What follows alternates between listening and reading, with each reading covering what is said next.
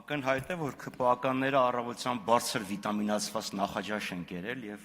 որոշել են հերթական անգամ իրենց ձախողումները քողարկելու համար հարձակում գործել ընդդիմության դեմ։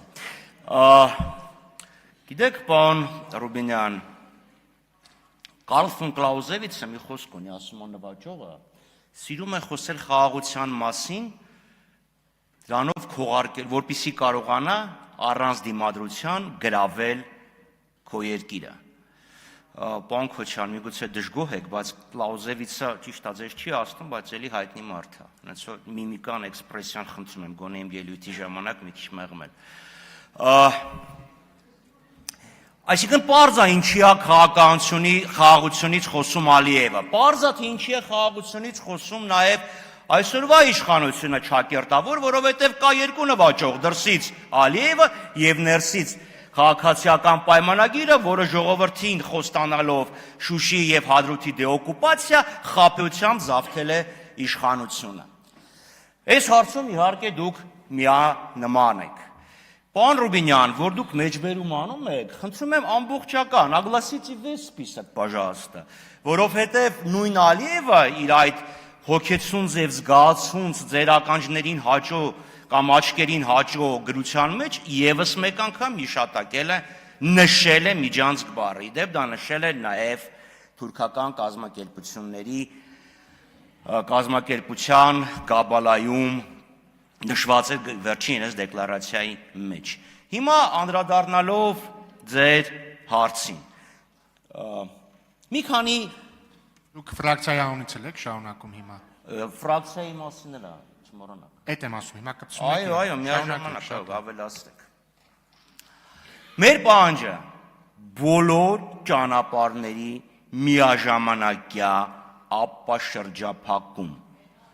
Բոլոր դա ներառվում է Հայաստան ճանապարհի ապաշրջափակումը Նախիջևանի միջոցով, որը անհնար է,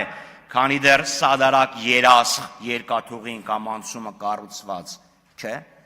դա ներառում է Իջևան Ղազախ ճանապարհի ապաշրջափակումը։ Երբեք մենք չենք խոսել ապաշրջափակման դեմ։ Ցորենի հետ կապված, այո, ձեր հանճարեղ քաղաքականության հետևանքով, Ադրբեջանի կողմից, սխալների հետևանքով,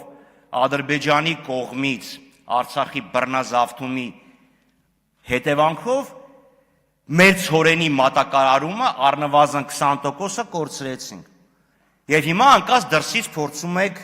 ինչ-որ մի բան մուրալ ձեռք բերել։ Մյուսը Հայաստանի Հանրապետության վարելահողերը 40%-ից ավելին 50%-ի չափով չեն մշակվում։ Դրա մասին այդ ուղղությամբ ինչ եք անում, թե քարտուղարը, որ ասում էր ցորեն չկա, բրինձ կուտենք, բրինձ բերեք։ Թե հասկացաք, թե դա ինչա նշանակում։ Մյուս խնդիրը, ցորենի մատակարարումները դիվերսիֆիկացնեն, դա որևէ մեկի համար գաղտնիք չի։ Պետք է բոլոր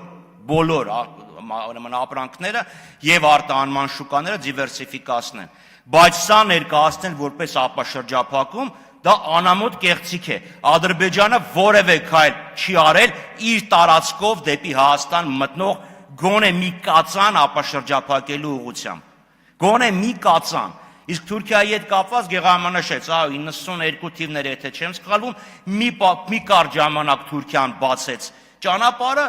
դա իդեպ այն ժամանակվա իշխանությունները նույնիսկ կոչեցին որպես խաղաղության հույսի ճանապարհ։ Եվ մի հարց, պարոն Թունյան, իսկ ասեք այդ ցորենը, որը գալու է, ինչքան է գալու